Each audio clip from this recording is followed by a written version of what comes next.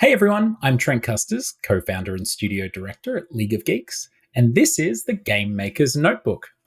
A few weeks ago at DICE Lake Como, I had the chance to chat with local Milanese developer and publisher Marco Minoli from Slitherine Games, who's based in Milan.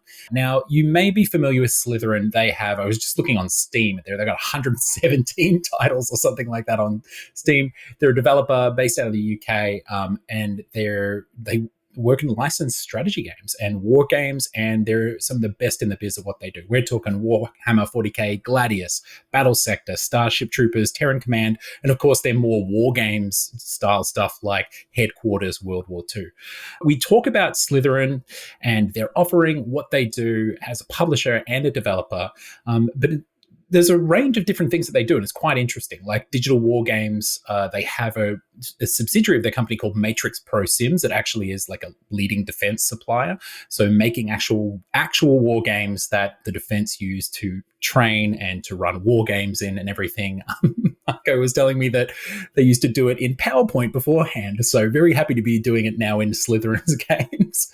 But then, of course, we get into the real bulk of Slytherine's business, a lot of what they do, which is licensed games, which interestingly was a conversation that was happening a lot at DICE Lake Como this year at DICE Europe. It's something on a lot of people's minds, obviously, with the success of BG3 and Space Marine 2. There's, and people thinking about how to de-risk and everything in games.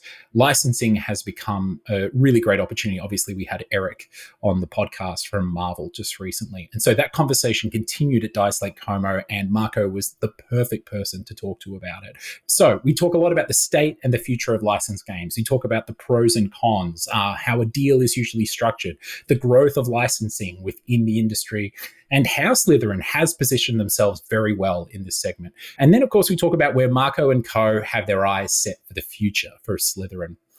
And we round up with some sage wisdom from Marco on how to instill trust in your developers and partners that you work with. Marco is someone who, as the publishing director over at Slitherine, has overseen dozens and dozens of titles across some of the biggest names, licenses, and worked with some publishers from around the world, and worked with everyone from government and defense through to your local indie developer. There's a raft of experience here, and especially if you're interested in licensing in games, whether it be the big boom that we're seeing at the moment, or you're a developer or a publisher, or in licensing yourself, there's a lot here. So without further ado, please enjoy.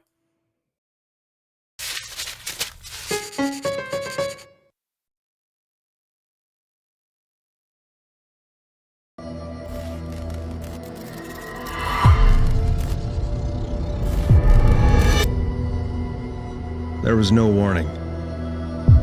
One day everything worked and the next day it didn't. There was panic everywhere. In one stroke, we'd suddenly been dropped a century back in time. But we didn't know what panic really was. Not until the nukes started flying. Legion, an AI whose evolution scared even its own designers. They planned to pull the plug on it. They did the same thing to us first. Its algorithms told it we were the threat, and that the logical solution was genocide. We fought back, of course. The Atlanta pullback, the last stand for what was left of the U.S. military. I was there. One of the survivors caught up in the battle.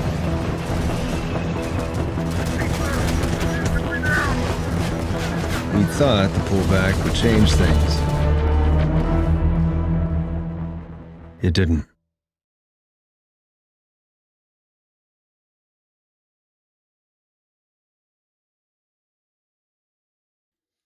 Marco, thank you for joining us here at DICE Lake Como. Thanks for having me.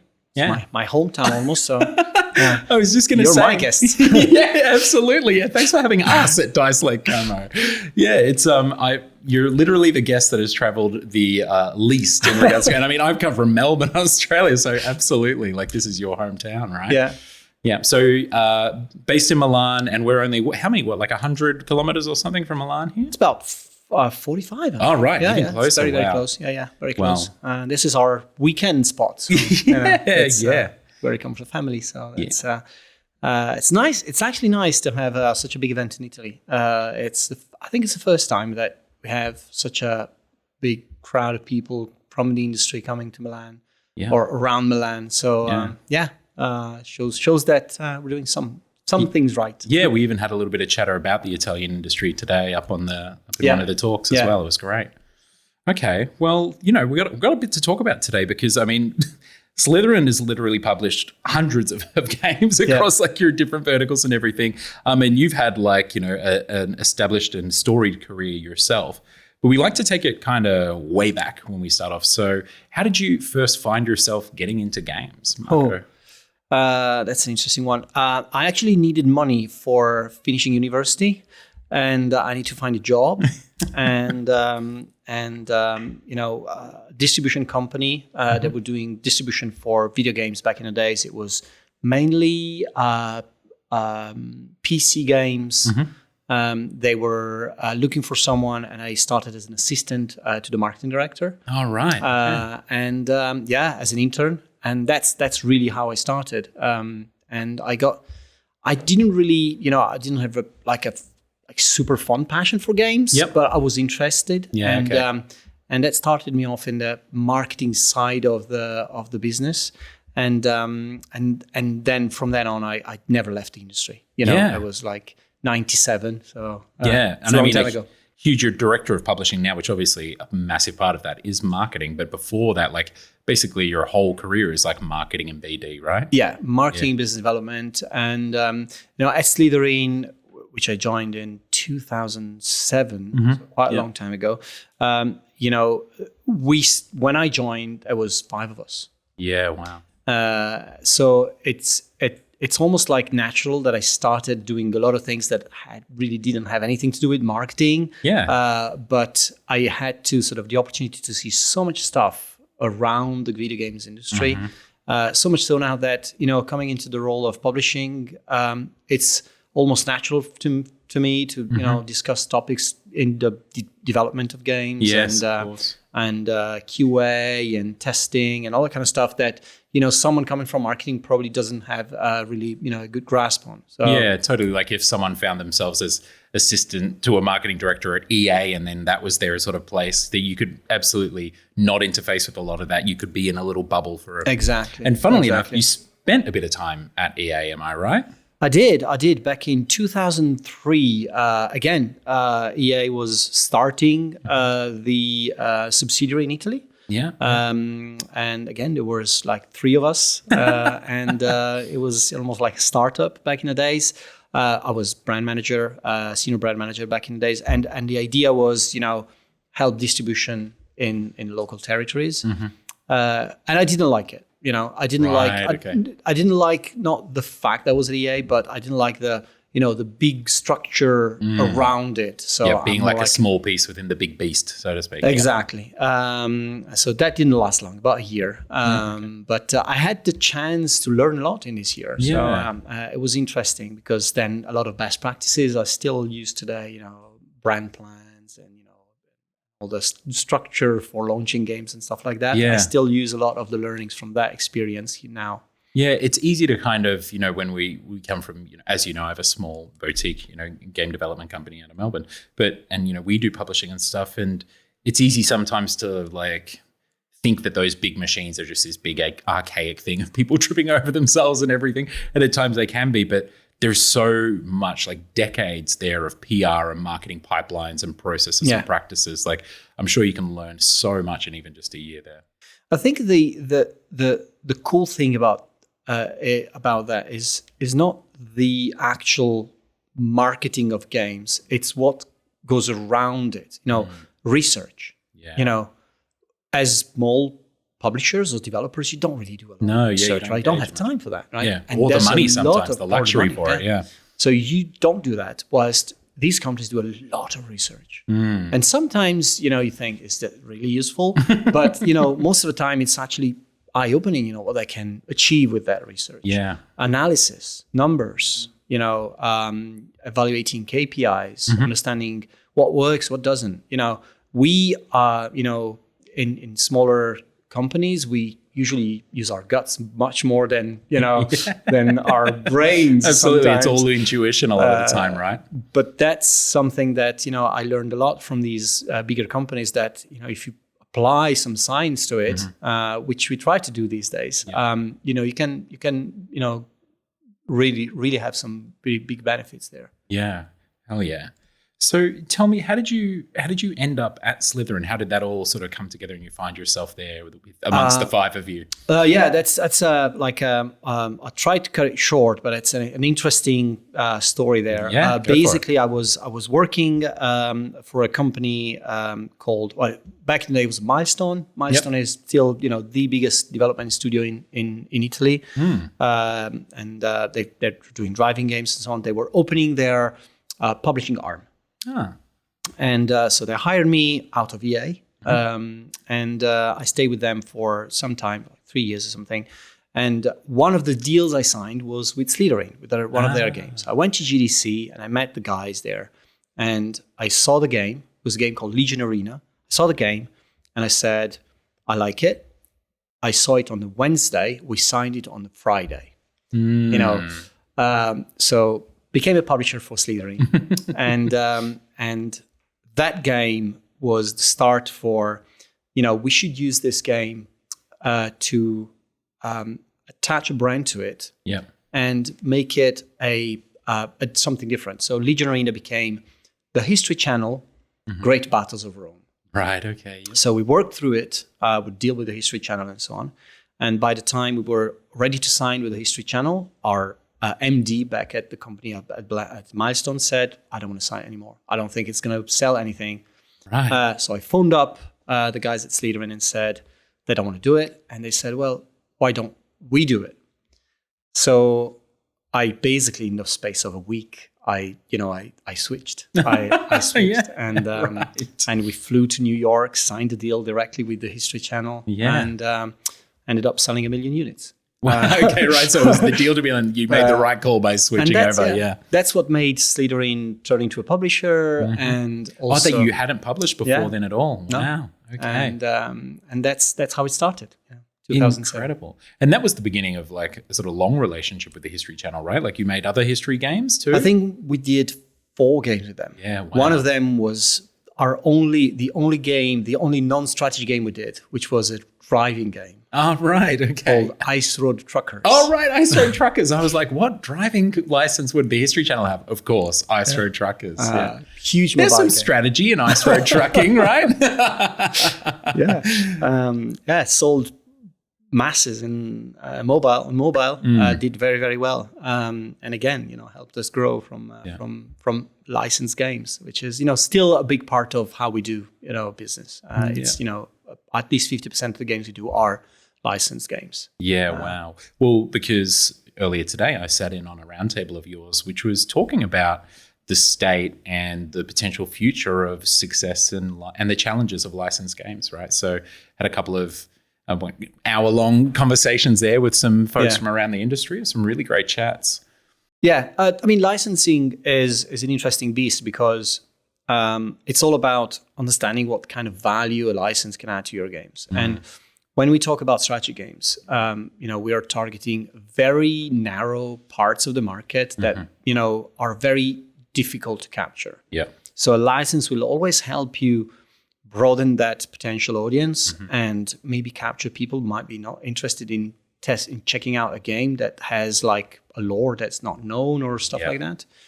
So finding the right license for the right game has been very successful for us in, widening our audience. And we've done, with Games Workshop, with Sony Pictures, with Skydance, we've got quite a lot of very good games that helped us. And I have to say that wouldn't have sold that much without the actual property attached to it. Yeah, without the help of that IP, bringing it to more people. Absolutely. So maybe it might be a good point to stop here because I think I wouldn't blame folks who even regardless of how prolific you've been, because of what you just said, the niche that, and I know you don't see that as a dirty word, same myself, right? It's one of the strengths of Slitherine is like really servicing this incredibly lucrative and, committed and passionate niche. But there are folks out there who, if strategy isn't their thing or they're not really paying close enough attention, they may not have heard of Slitherine before. So maybe give our listeners a little bit of a spiel about what Slitherine is and what you do. Yeah, well, Slitherine started off as a developer of strategy games back in 2000. We started and we were published by Paradox. We were doing, one game every 18 months, like every good developer. All of a sudden, in 2007, we turned to being a publisher, also helping other people publishing their games. And that's when we started being, sort of solely focused on strategy games as publishers as well. And, we now have 3 lines of product. Slitherine does the strategy games that you're familiar with. So Starship Troopers, Warhammer 4000 Battle Sector, and, the bigger, games we sell. We then have a part of the company, it's called Matrix Games. It's a brand, and that focuses solely on what we identify as war games.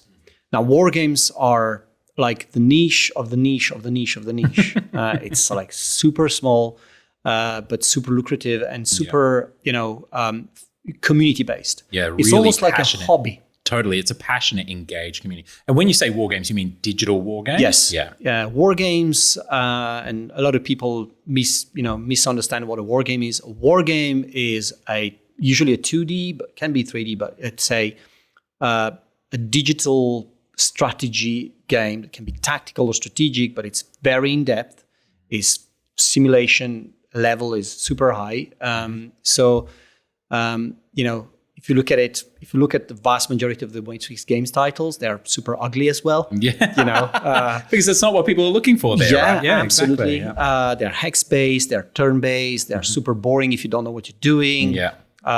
Some of them you take maybe, it's funny because some games these days last maybe 3, 4, 5 hours gameplay, right? Yeah.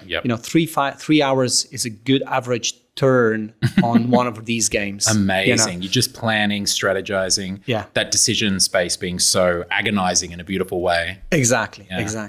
So, and that's Matrix Games, and we still invest a lot in that niche. The third area of the business is Matrix Pro Sims, which is basically taking some of these super hardcore simulations, and we are selling them as professional software to defense industry.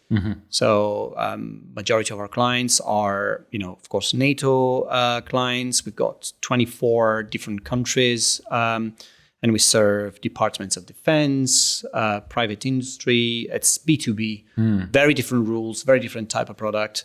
But it's effectively what was called serious gaming, now called applied gaming. Yes, yeah. And it's a new way of what President Obama said back when we started this, the use of COTS, which is commercial off-the-shelf software, right, to solve professional problems. Yep. And you can see that the video games industry has a lot of potential in doing that. And across the board, medical, planning of cities, just loads of things that video games does very well. Yeah. And it's, much more financially viable for, professional companies to actually buy an off-the-shelf version of a game rather than start their own thing.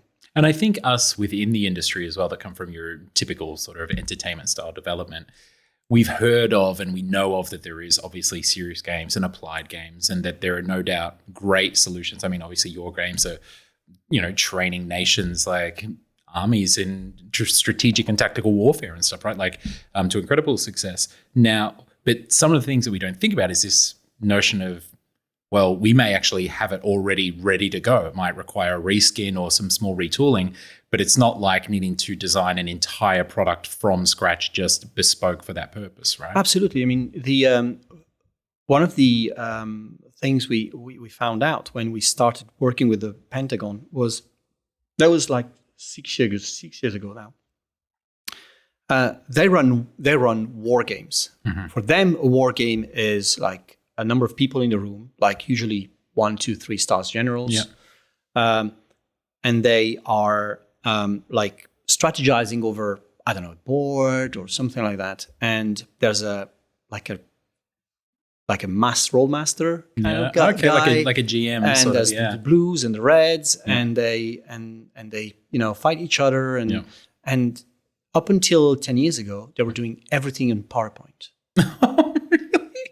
And Wow. they spent millions to put all these generals in a room and, for 2 weeks and running these things, which they called war games. And then booting up PowerPoint after all that money spent. And everything. Exactly. Wow. And then they find out that this stuff is available. And for them, it's like, wow, I can't believe this is something that's real. Yeah, it was like a general watching his son play Battle Spectre over his shoulder at home one night. It's like, hold on a second, what is this? Exactly. And then we now run tournaments for USMC with some of the war games. Wow.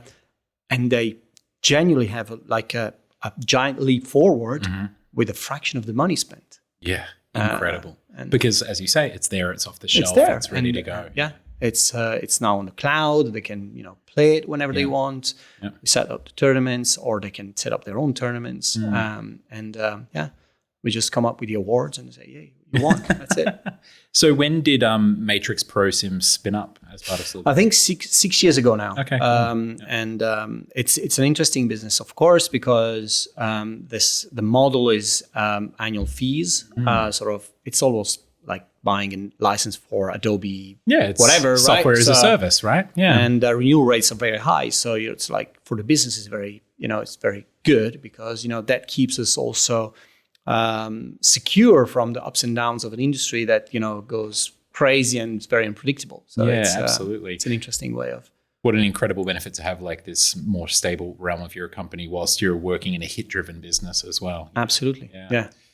Okay, great. So today we spoke a lot about licensing, and you've spoken about being a strategy publisher and developer, and you've got some incredible licenses attached to these things. I mean, we're talking Warhammer, we're talking Terminator, Starship Troopers recently. Tell me a little bit about the process for you in finding partners and working with partners and matching up developers and their games with a license, or how does it come about for you? What's that process like? It differs from time to time. I mean, the main line we have is that when we work very well with the developer, we try to then do one step further in the relationship and say, okay, we want to work with something that's longer term. And when you talk about longer term, license is always a very good opportunity because working with developers for like maybe 6, 7, 8 years on a project allows you to, on a license project, allows you to release content that, adds value all the time. Mm-hmm. So how it usually works is that we now have a relationship with basically every license holder out there. And we analyze the target audience and consider our target audience is male 30 plus maybe. Mm-hmm. So you have said a number of names of licenses that are relevant to that audience. Yeah. Starship Troopers. Nostalgic, right? Yeah, kind of still relevant, but not as expensive as a Star Wars or as a Marvel or whatever, right? And when you say expensive, just so folks know, you're talking about, say, for example, putting down the minimum guarantee that you would have to pay for the licensing fee and things like that. Yes, as expensive. And I mean also, expensive from a financial perspective, but also from an engagement perspective with the license owner. Making a Star Wars game, involves larger studios because the approval processes and the way that the process is managed requires a lot of people that are not related to actual development themselves, but to the process itself. Of course, that makes so much sense because if you have a relevant but smaller license where they're less concerned about approvals and things like that, as opposed to these large things, then you're cutting down your, as you say, your engagement costs, not just like the Of course, Exactly. little gotchas there. Yeah, you think, oh, we got the Star Wars license, and it was only $1 million for the minimum guarantee, but then you spend $500K, making sure that you can deal with them. Yeah, I think a good example of that is when we first signed Battlestar Galactica, which is a game developed by an Australian studio in Perth, and back in when you signed it, the studio was like 3 guys. Yeah, and they had an existing game called Starhammer, which we sold and was successful, and said, why don't we sort of take that as a starting point to make a Battlestar Galactica game? Yeah. If I had, a relationship with Disney for Star Wars, I couldn't have done that because the first question would have been, how big is the studio? Yeah. How do you manage the process of creating assets and so on? Yeah. Universal didn't ask any of that. They were like, interesting. Let's discuss about it. Yep. And they had a GDD, they had an existing game. They didn't ask anything about the background or stuff like that. They were only interested in the proposition and the stability of the publisher and funding the whole game, and that's it. And that started, I think what we have today, going for licenses that are relevant to that audience. Battlestar Galactica was the first one. Then we had, I think the following one was Starship Troopers. Then we had Stargate, Terminator, and hopefully more in the future.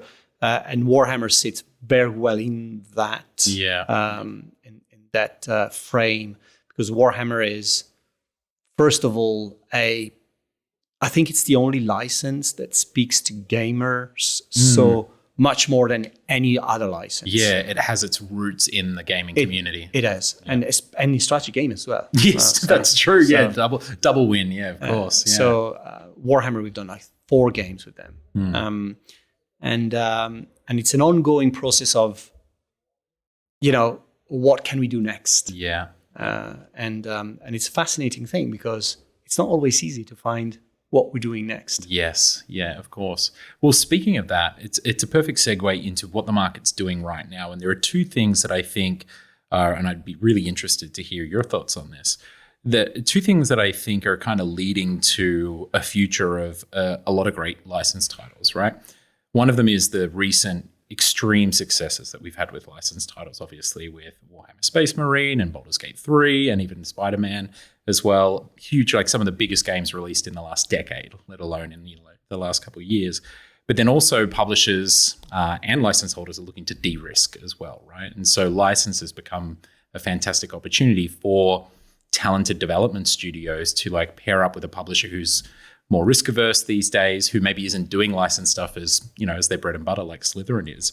Do you think that we're kind of entering what could be a kind of golden age of licensed games? Do you think we're going to see a bunch of shovelware licensed games come off the back of a truck? What do you see for the next 5 years of licensing? I can definitely rule out that we're going to see a lot of shovelware because I think there's a lot of control on the quality of stuff. Yep. I remember, I think it was 10, 15 years ago, Warner Brothers was enforcing this thing where basically your game had to guarantee at least 70 Metacritic to be, qualified as a licensed game or whatever. I don't think that's going to be a problem anymore. First of all, because Metacritic is less relevant these days, but also because generally there's a quality control that goes all through the process. Yep. My view is that licensing has changed dramatically over the last 10 years, which means that, back before that, you had I guess only 2 types of licenses, what we call a tie-in, so a movie tie-in, or licensing a property to make a game about a movie or whatever, right? Yeah. And then you had licensing a brand for a game, a car or I don't know, whatever. But now the spectrum is so big. You've got a big trend in integrations. So you've got your Terminator character in Mortal Kombat. You've got that kind of use of license is pretty new, right? And you've got Call of Duty characters in Power Wash Simulator, stuff that goes and Fortnite, obviously everything they're doing. Yeah, that's even more different in a sense that most of the times in Fortnite and Roblox, it's actually the companies that own the brand that pay for, I want to be in your game. Yeah. So license is such a huge spectrum of applications now that it is a golden era in a sense that you actually see license owners going at shows and pitching for, hey, I've got Ghostbuster. Can I sell you Ghostbusters? Yeah. Or I got this, I got that. So it's almost like a catalog now. Yeah, right? It's like, need some licenses, man. Exactly, Yeah. exactly. Yeah. And so like actively pursuing opportunities, Yeah. which you wouldn't find more than like 7-8 years ago. Yeah. And it's like, yes, there is a big shift there, but the opportunities are huge. And I wish I could do more, like stuff like we have a lot of World War II games. I wish we could do more like a tactical World War II game, access to a Band of Brothers DLC, stuff like that. Yeah. I think what Dead by Daylight has done is really, really impressive, right? Set up a platform almost for a whole horror licensing catalog. Yeah. Yeah, absolutely.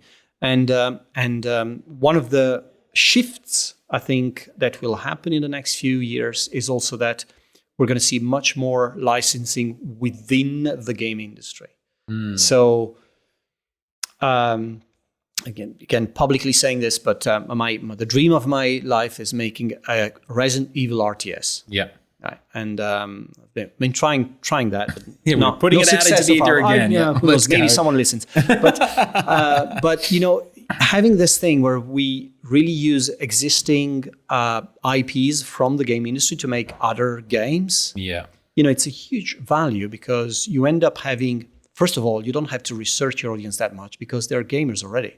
Yeah. They own it. Yeah, they're not moving a format of medium or anything like that. They don't need to buy a PlayStation to play my game, right? They have it, right? Because they played the original where the license is from on the PlayStation. And also the media is the same.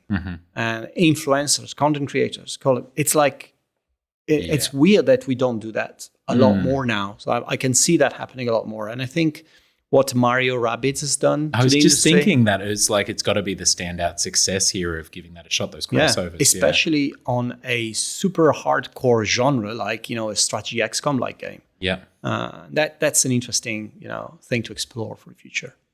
Yeah, it's interesting. I know that the even in the indie world, it happens a little bit too. Like you'll see indies like trading licensors. We're trying to do anything that we can to get our games to like perform better. And like this cross promotion, I remember when we did Armello, there was an indie game called Anti-Hero, and there was a bunch of Armello skins that you could get as you played the game, running around the city being a thief. And even talking about Nintendo, I know the Crypt of the Necrodancer developers famously got the Zelda license and stuff to play around in that. So it absolutely can happen, and it is surprising that it doesn't happen more. Yeah, we'll see a lot of that, I think, in the future. Okay. Hopefully. Yeah, that's it. All right.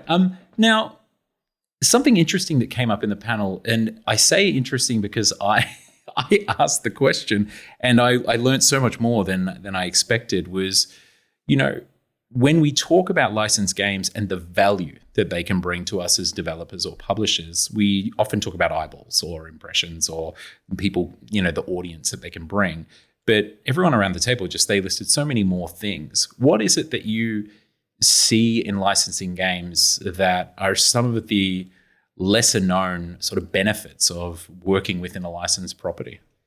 I think that depending on the partner you work with, of course, but I'll give you some examples of Games Workshop, for instance, or Sony Pictures, Starship Troopers. Is that being part of a family of licensed games allows you to multiply your visibility across a number of opportunities.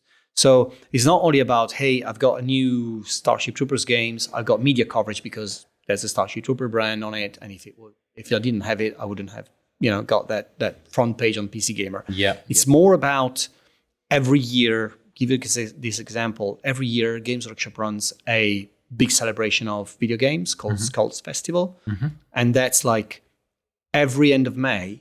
All the Games Workshop licensed games will have front page on Steam, discounts, announcements. They'll run a video of announcements. And across all stores, PlayStation, and so they add as a brand owner, they add a huge amount of value to, are commercial opportunities. Yep. The other thing is that, especially now that this thing that licensing to multiple partners as exploded, we now have the opportunity to share assets or share knowledge with other developers doing effectively the same thing with it, right? So with Starship Troopers, we know that Offward is doing a specific type of content, so we won't be doing that. We're doing something else, so that we can give space to them, and then they give space to us. So there's a lot of coordination, and it's adding a lot of benefit because we learn from them, they learn from us, we learn from Sony giving us all this ability to interact with each other. It's almost like creating its own like little industry within the industry, and I really like that. And also adding a license also helps gameplay, and saves us a lot of money. Imagine that you're making a strategy game with Games Workshop, for instance, and yes, we pay some money to them, but they give us the characters, the lore, stories, weapons, everything, right? Locations, and when they say, move that slightly to the right, slightly to the left, it's not a problem for us because making that thing from scratch would have meant a longer process. So even if there are some revisions, it doesn't matter because you're already saved a bunch of cash anyway. And we don't have to come up with what a tank looks like and stuff like that. So imagine even only the concept art process. It's like super fast. Now we've done this now 4 times, so we know how to come up with a Space Marine. But it's definitely adding value for the developer or development process, not only for marketing and commercial aspects. There's something that was also mentioned in the panel and discussed a little bit was the structure of these deals. And I think, speaking as a developer and a publisher myself, I said in the roundtable that one of the things that I was most interested in is just understanding how the business of licensing works, because it does seem to be quite different. I come from the world where you talk to a publisher about a deal, or you talk to PlayStation, Xbox about a new platform deal, and the platform deals are largely the same, and the publishing deals are largely the same terms, same sort of structure generally. What are the sorts of things that you think developers and publishers should be looking out for with a licensing deal? What's the things that you've seen work better with all of your experience, and things that might tend to be gotchas? I think the main difficulty in licensing is coming up with the right deal for the right product. So my assumption has always been that financially, it doesn't have to be a burden for the development process. So a lot of the deals we try to do are, deferring advances and minimum guarantees late into the cycle. Right. You usually have a signing fee. That's always the case. But then, other than that, try to push it as close as possible to Gold Master or later. So that's one thing that I would be very careful about. The other thing is royalty rates and how they are calculated. Always think that the IP owner will want from net, whilst of course we're working towards other numbers, but the royalty rates are usually differing a lot. So they can run from 5% to 35%. Yeah. And it really depends on it. You have to really think about what they give you for that money, for that percentage. Take an example of a license can be very powerful, but it doesn't come with a lore, or it's just a brand, right? Yeah, right. As you say, it might not be a games license. It might be a huge brand, but you don't get all those characters and guns and all the stuff that you were talking about before. Then I think that percentage-wise, that's less valuable. You might want to, there might be a big MG because, it's really adding a lot of value commercially, but, from a percentage perspective, they have to contribute less. So that's also an important part. For instance, most of these companies have 3D assets. Yeah. Will they deliver the 3D assets? Will there be a starting point when I can, get some characters already from them? all that kind of stuff counts a lot for creating a deal. And the other thing is, we tend to the IP owners usually tend to make short deals, like 3 years maybe. Our industry is now into like lifespans of maybe 7, 8, 9, 10 years, right? Yeah. Always think about very long term after release. So, and it's painful usually because they have to be convinced. Yes. So it's either like auto renewal clauses or whatever, but think about the very long term. All the games we do have, a very, very long tail because they have DLCs, because they want to be selling for, a very, very long time after. Yeah, and high engagement being strategy as well, absolutely. right? Yeah, the retention there is strong. Always build DLC in the deals because, you don't want to be having that conversation when you're after trying the to game's make successful. it. Yeah, exactly. Yeah. A lot of this is planning for success, right? And on that same note, what are some ways that you've found have worked best in regards to the approval processes or collaborating with license holders as you're actually developing the game, whether it be starting to get on the same page or in the depth of development, trying to close it out?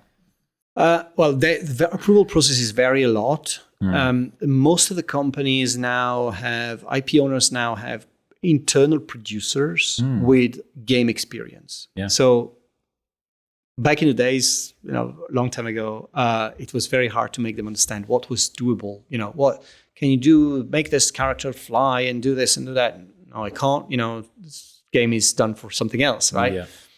Now they have professional producers. They know what they're talking about. Yeah. And it's a huge step forward because, the process is much simpler, understanding UI, understanding gameplay, understanding all that kind of stuff, You don't have to explain that, which is great. Although sometimes we have to explain the difference between a turn-based game and an RTS, but, that's more specialistic maybe. Yeah. So that's really good. The main issue we have with approvals is usually because we talk to business development people, and you end up having to ask approval to somebody who's in creative team or a brand owner within the company and so on. And these guys talk maybe to each other maybe once a month or once every 2 weeks or whatever. Yeah. So they're not involved in the process. So approve this asset is fine, but approve this gameplay feature is much harder because they have to be explained or what it is they're trying to ask approval for. So there's this, and also the fact that especially for some of these older licenses, there's no one who's really owning the brand within these companies sometimes. So some of these are old, right? Good example is Stargate, right? Within MGM, subsequently bought by Amazon, there is no one who really knows, Yeah, there's not like a Stargate lore oracle or historian. There is nothing. There is nothing. Sometimes we are pointed to, check the DVDs. And the Stargate, all the glyphs around the Stargate. We asked the community of fans on the internet what was the right order because no one knew about it. Right. Okay. Wow. So there is a 3D Stargate that we built for the game. They asked us to send it to them because that's now what they send it to everyone else for. Oh, right. Yeah. Okay. You're sort of like rebuilding the Library of Alexandria as we're going. Because that got lost or it wasn't built or... Well, we work in games. We know how easy it is. Our medium, it has such an impermanence to it. It's so easy to... I remember talking to Warren Spector once about him having to like dumpster dive to like save design documents at some of the studios that his colleagues had thrown out or whatever back in the day. Yeah. Absolutely. So we were in touch with the director of SD1 episodes for a long time, Martin Wood, and he had to check his scripts for stuff. Right. And he was very kind. He went back to it. He went to do it. And but yeah, so sometimes stuff is harder. Another good example is Terminator, where we basically have an RTS out, which is based on Dark Fate. Dark Fate is the last movie, the one, the last movie, which wasn't very successful, which was supposed to reboot the, what Skynet was. Right, okay. You don't have Skynet in Dark Fate, you have Legion, because everything Skynet belongs to Studio Canal, which is another company. So it's like, Can we do stuff together? Not really, because this is two different types of licenses and so on. So it has a lot of complications, yeah. Well, that's another thing that you've just touched on too, is that sometimes a license isn't just Terminator all neatly in a box. It can be carved up, like kind of like song rights can be carved up to like this person wrote it, this person produced it, and you got to get all of them on board. I remember talking to Takuma Endo, who, the creator of Tenchu, president of Acclaim, and he was talking about the Tenchu license has this crazy, like, it's like the the infinity rings or whatever spread around the world. It's like From Software has something, Activision has something, and he has something, and trying to get them all together to agree to come back is what. Yeah, I mean, we have done a lot of, and going back to what our wargaming roots, we have done a lot of digging out of who owns what, because not so much for licenses, but for old IPs from the video games industry, a lot of that is forgotten. No one knows who owns what, right? Yeah. So I don't know if you remember SSI, which was this big strategy games publisher, which was bought by Ubisoft, and Ubisoft sold to Talonsoft some stuff, and so on. So there's this game, this brand called Age of Rifles, and it was back in the days. It was a big, huge strategy game. Then started the Age of Sail license and so on, and we think we own it, but then somebody else also. So it's like impossible to track down. There's no contract anymore. Source code's gone. So it's almost like anyone could use it and nobody would sue anyone. It's like those art investigations to try and figure out the provenance of something, right? Yeah. Or when we bought Master of Magic from Atari, we bought Master of Magic brand and the IP, so we have it, but there's no source code anywhere. So we were going to do a reboot or a remaster of the original game. You can't do that because there's no source code. And the music belongs to somebody else. So it's a big mess. Yeah, absolutely. When we did Solium Infernum, I remember going to Vic and because he did a lot of it himself, but his sister-in-law did the UI art, and some guy there was actually someone on the team that we just could not find him. We actually got to the point where we thought, is this person deceased? And then what do we do if that's the case? And we've got to find their estate owner and talk to them. And it turned out they were fine. They're okay. But it was like that process of just the rights to some of the actual art, because we were doing not a straight one-for-one remaster, as but a reimagining. And you want to have those things all in the building before you step out and start developing the thing in earnest. Yeah. So let's go back to Slitherine a little bit, because I'm really interested how you were 5. Have you scale? How big are you now today? It's 100 and something, just above 100 people. I mean, growth has been very slow. It's gone very slow. We haven't had that type of growth that I like to say that we're very responsible and sustainable company. And especially in these days where there's a lot of layoffs and a lot of people are, have grown responsibly their companies. We have really tried to build this company that has the foundations for the next step. Every time we do a next step, we do really try to make that happen little by little. The company has grown over time slowly. The big moments of growth for us were when we bought Matrix Games in 2010. Matrix Games is, the war games publisher. We bought them because they were actually the first company doing e-commerce of digital games, because they had to. Nobody would list, would put the war games on shelves, right? Anymore. Yeah. There's no space for this. Weirdo sort of super, super, super niche game. Yeah. So they had to come up with a solution, and they did digital delivery. So we bought them out, and then back then, of course, Steam would only list very few games. There was this process of Steam Greenlight. Even before that, of course, if you're a publisher of getting on board, so we bought them, and then we bought a development studio. So we bought Paradox France, then a development studio in Poland, then in Greece, and then. So these were the moments where we try to internalize some of the development. So we now have 3 development studios that are internal and that are part of the group. But in general, we're about 50-50. So 50% of the people are working on publishing, and 50% are working on development. And that's like across the board, counting also the Matrix Pro Sims people and so on. So it's over the last, I would say after COVID or during COVID, there has been a big, a big spike in revenue.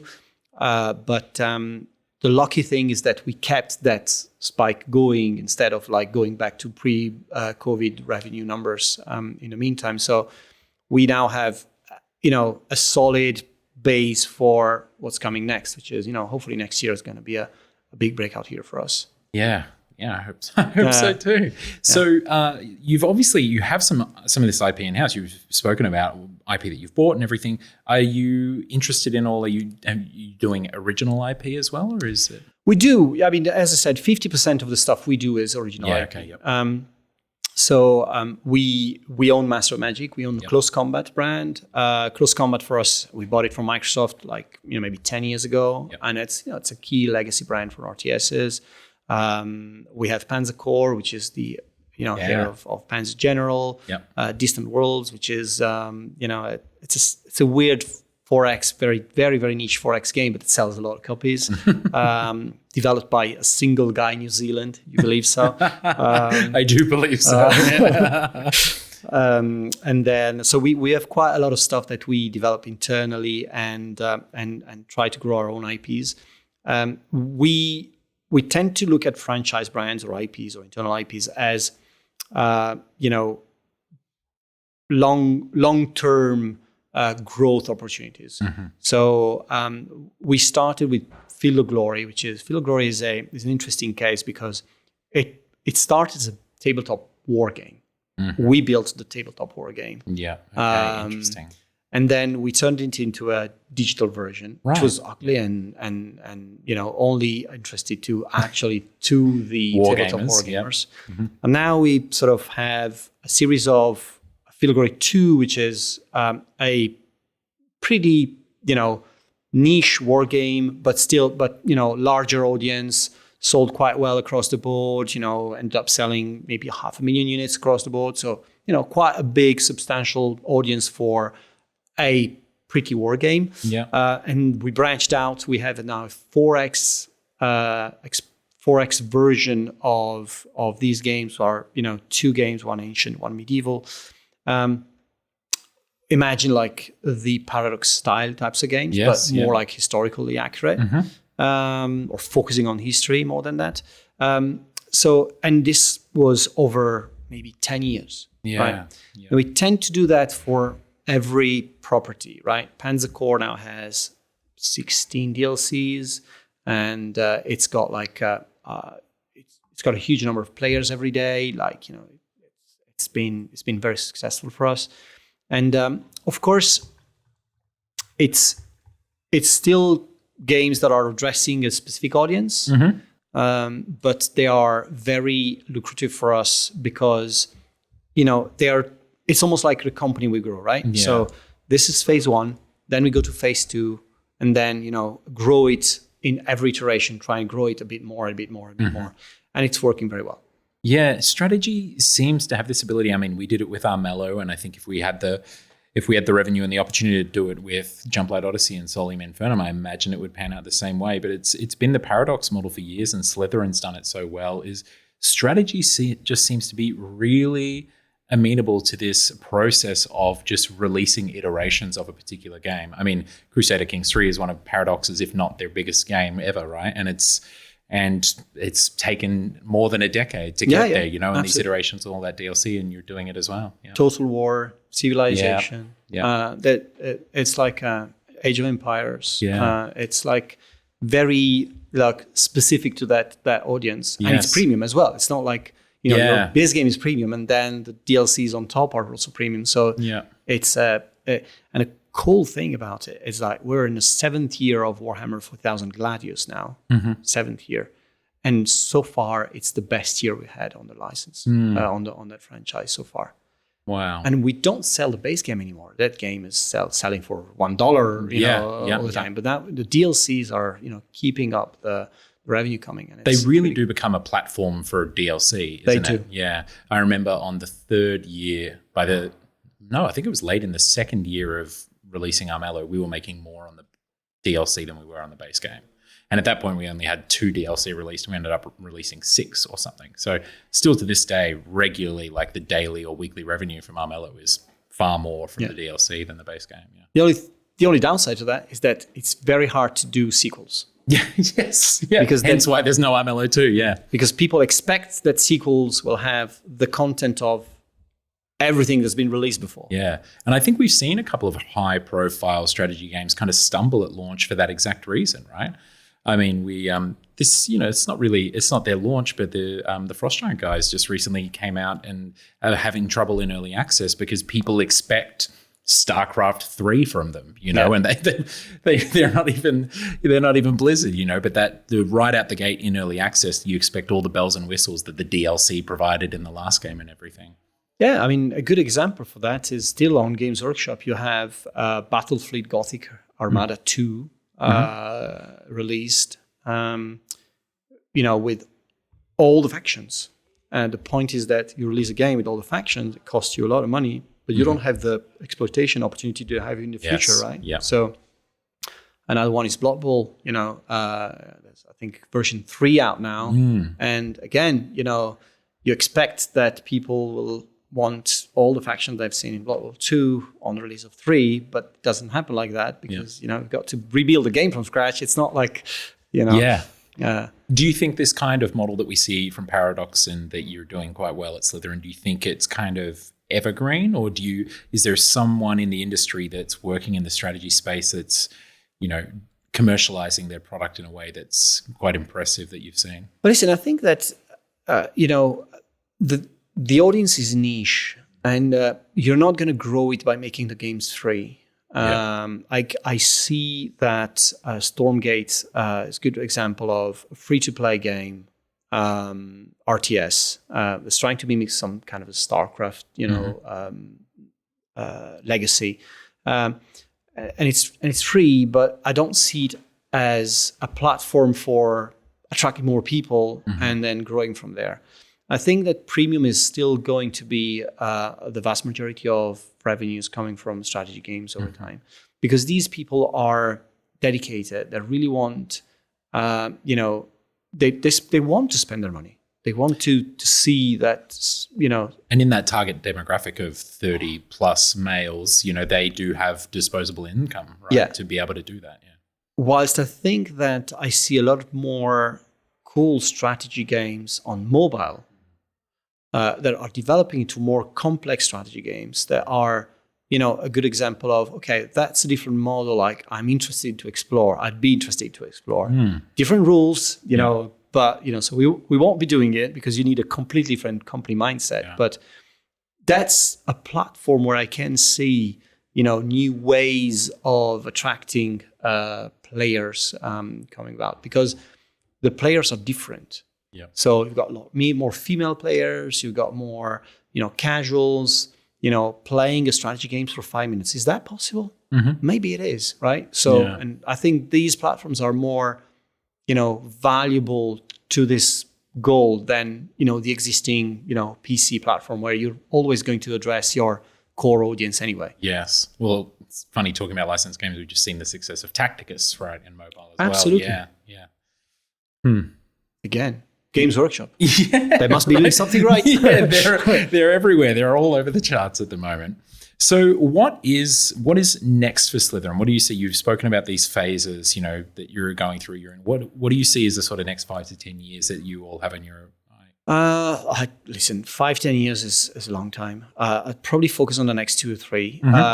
But especially because this industry is just crazy, course, very hard to predict. Well, we currently have the most wishlisted game on RTS game on Steam. So we have a lot of hopes for Broken Arrow for next year. Yeah. We do think there's a huge opportunity there.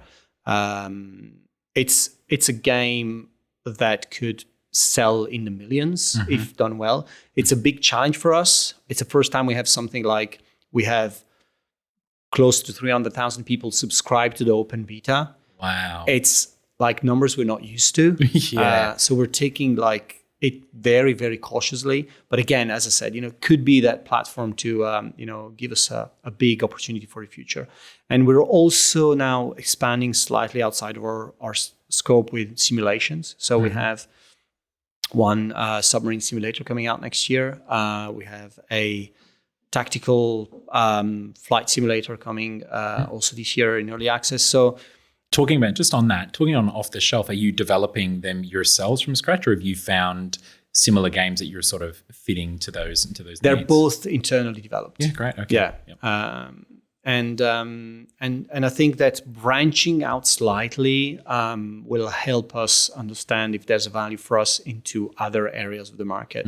And again, and when I say slightly, it means that we're not trying to do a driving game or, something completely different. We're trying to sort of expand a bit where we think that we could add value as a publisher, because most of the times I can see that selling to different audiences, you always have to start from scratch. And a good example of this is, doing this submarine simulator. I sometimes feel like I don't know what I'm doing. Mm-hmm. And a team, we need to have the right people to do it, because different content creators, different rules for pricing, different, sub-genre, all that kind of stuff. It might seem easy because it's still a video game, but it's not. It's like super hard to jump into something that you're not used to. And when I see a lot of publishers doing a lot of, very casual stuff or jumping from one thing to the other, I really don't know how to do it. It's like either you do vanilla marketing or you have to adapt to that game. Yes. Especially because we talk about community building, and so important these days. You've got to know the words, the language, how to interact with people. And if you come to me and say, I'm going to do community building for your strategy games, you've got to prove that you're able to speak the same language as these guys. Yeah. And I've got a guy, said to me in the company, said, just started him as a testing, and and these guys are asking for an AAR. What's an AAR? It's an after action report. Well, it's not that hard, right? But they didn't know it. Yeah, you don't know what you don't know. Yeah, exactly. Yeah. So having that value as a publisher has helped us immensely grow the business, because people trust that we know what we're doing. Yeah. And you said, the business has grown slowly, but I think another word for it is organically as well, right? I was going to ask, when do you grow or how do you grow? But I'm going to ask it in a different way, because you were talking about Broken Arrow. What does the potential success of, selling millions of copies or something in a game like Broken Arrow, wishlisting the highest wishlisted, RTS game, and it's clear that you're treating the potential, that you have in your hands there with great humility and awareness. What does that mean for the company if you have like a publisher of your size, if you have a success like that? Well, I'd like to tell you in a year's time, but don't worry, we'll get you back if it doesn't. Yeah. But I think that for us, it's not going to change much. Yeah. I think that what we are seeing with Broken Arrow is that you can make potentially successful games. Yeah.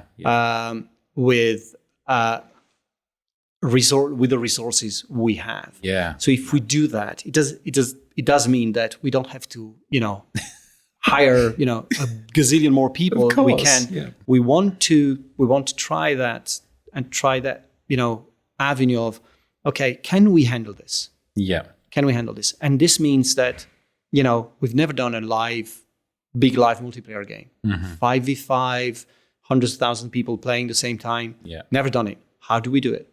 How do we quality assure these types of, numbers? Yeah. That is something that we add as a know-how to the company that we haven't got. And so that's why we're taking it very cautiously, because we don't want to. We've seen too many games out there failing because multiplayer wasn't working on day one. What the hell? If you've got a multiplayer game, it has to work. Yeah.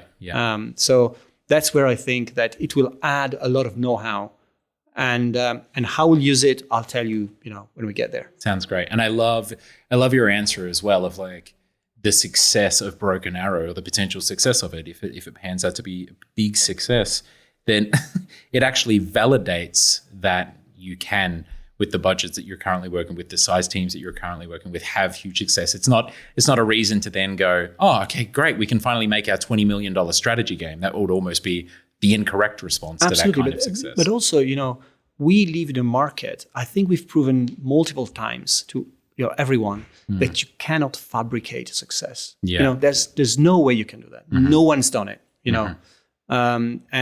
So we've got to live with what we have and try and do our best to use.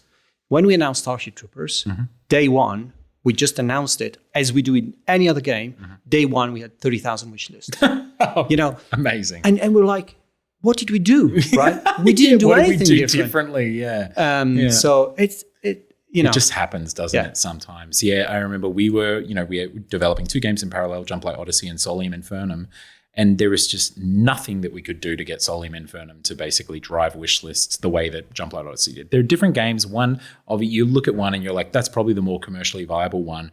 But I've never marketed a game that was so resistant to every type of marketing that we tried with it. And in the end, Solium Infernum, we just put everything into word of mouth because that's the only thing. And I mean, how do you do work quite well, right? It did, yeah. Like the game didn't like go crazy or whatever, but like the word of mouth stuff had traction and everything.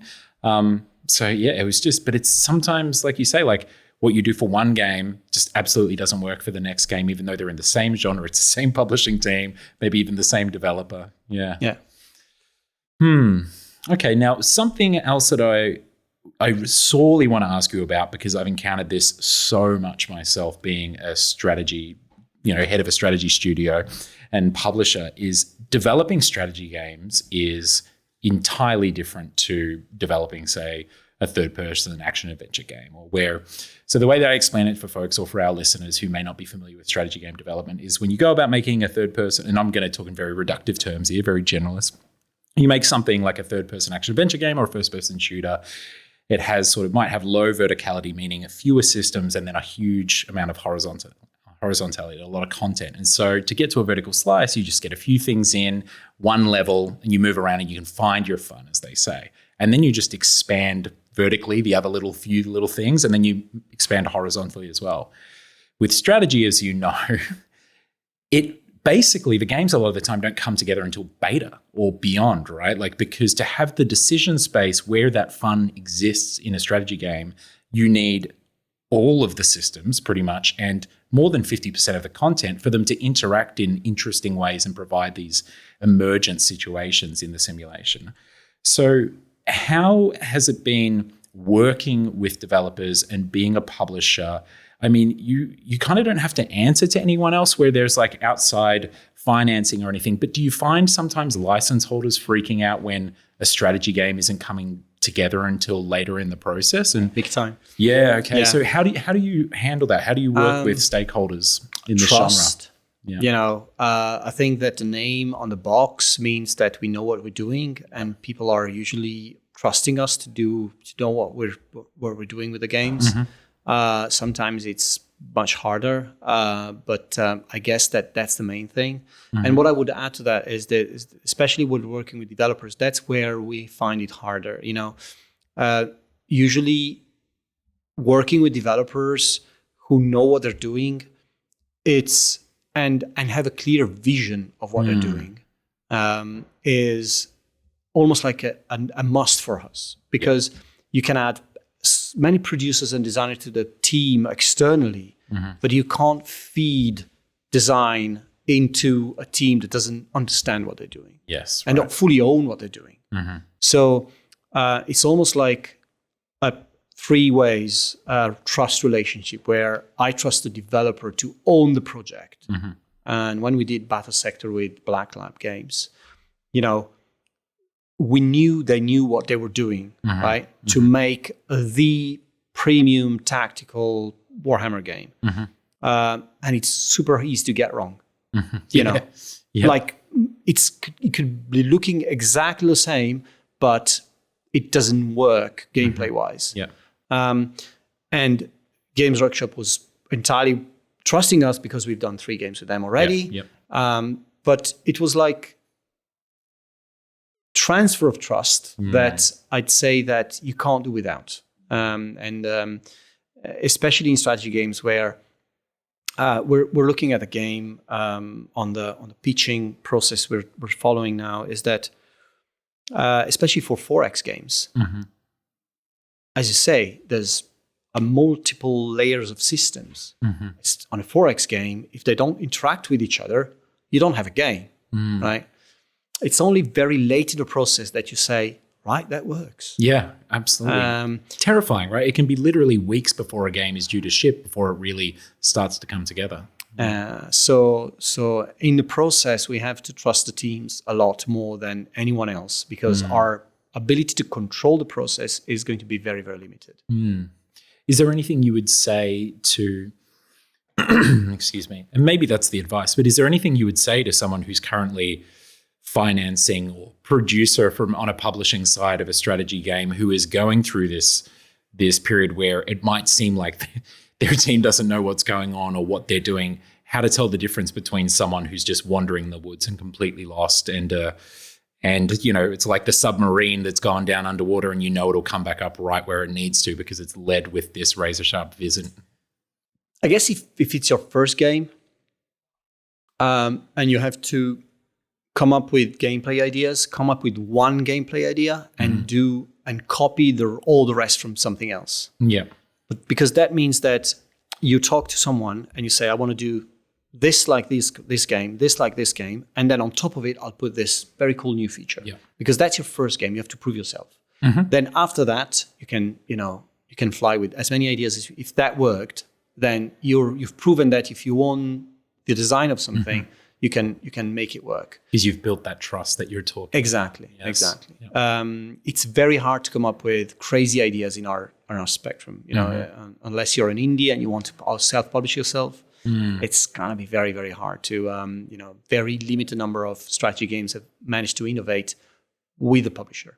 The publisher will be more risk adverse, right? Yes, of course. Think about Faster Than Light or Into the Breach. They're all self-published because these guys had a vision and they knew what they were doing. And, why would I, risk on Into the Breach? It's a weird game, Yeah. And then when it releases, everyone's freaking out because it's great. But, it's... Yeah, it's hard to communicate that when you're in the midst of it and you're in that, in the woods trying to get out. Yeah, totally. Okay, well, now I'm going to pivot to the marketing of strategy games. We've spoken about it being a niche within a niche. We've spoken about the importance of being able to talk to that community. What are some of the things that you found successful or some of when you think about marketing strategy games and maybe some things you see people do wrong or do right, what's some of the lessons you've learned marketing strategy games for 20 years now or something? Yeah, I guess, the key learning is that, to market strategy games, you don't have to spend a lot of money. If you look at the top strategy game makers in the world, like Creative Assembly, Paradox, and so on, other than creating super cool CGI videos, which I can't judge the cost of that, but because players expect it or whatever. Right, but it's not like a huge amount of marketing going. It's really about managing your community well, growing it, nurturing it, talking to them, and community is going to also guide your development, give you advice, and so on. It's branching out to potentially attract players that are into sort of similar games. And again, that's done through, Reddit or Discord or where, you find other communities and you can attract them to your... It's very time consuming. And marketing strategy games is not about creating a YouTube campaign and, spending a lot of money into it. It's very time consuming. You need a lot of people, a lot of interaction with people. You need to sort of engage with them a lot. Thoughtful content. And then you need to be creative in the assets, because usually selling strategy games through trailers, it's a bit underwhelming, right? Yeah. Absolutely. We've been dealing with that problem for many years. How do I make a trailer for this game? Yeah. How do I explain what it is? And finding ways to engage with people without having the cool shooting gameplay and all that kind of stuff is one of the biggest problems we've got. And coming up with ideas there. So there's a lot of creativity going on, and positioning the games right correctly into their audience and trying to find what is it that these guys are interested in. So for instance, think about a World War II tactical game. People are probably going to be interested in military history, or so going into this, where do people learn about their military history? Is there any YouTuber talking about military history might be interested in this type of game, and so on? Trying to go to other similar audiences or interests that are maybe catering to that audience. It's something that Age of Empires 4 did really well. Absolutely. The little historical featurettes and everything that spoke directly to. I mean, I remember at the original Age of Empires, the Gold Edition came with, that I played as a kid, came with a manual that had just like historical information about all of the different civilizations, and I used it for a geography project, and I got an A. See? It's like speaking to those interests that people have. Commercial right? off the shelf. Yeah. I love it. Yeah.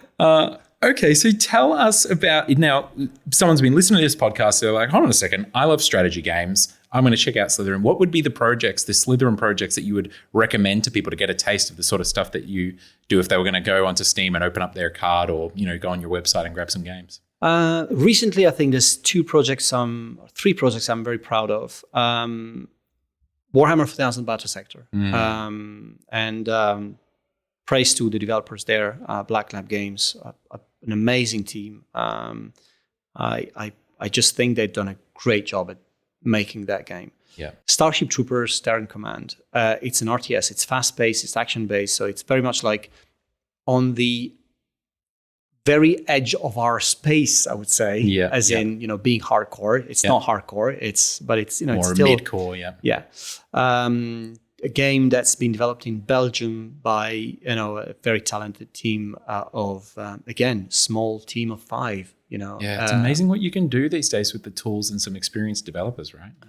And Headquarters, World War II, a game developed by a company called Starny Games in Ukraine, and they've been developing it, in very bad conditions, and they've done a great job at making a game that's kind of similar in scope to what Battle Sector is, but in World War II, and with amazing graphics and using Unreal, which is weird for a strategy game. Absolutely. So it's these are like the 3 projects that I would say are, giving the best example of how much we're trying to branch to attract a wider audience. Of course, if you don't know us, start with Panzercore. You're probably starting from a game that's a bit too hard or too hardcore, although it's pretty and everything else, but it's probably too hardcore for you. Yeah, maybe that can be the second or third little step into the Slitherine catalog. We have a game called Shadow Empire,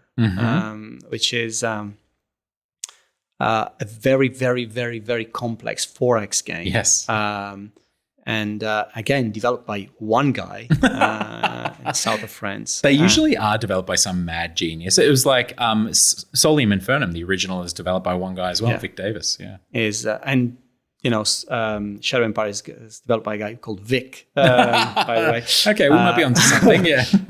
And that game is super complex. And but if you go on RPS, on Roll Paper Shotgun, it's like best strategy game of the year and whatever.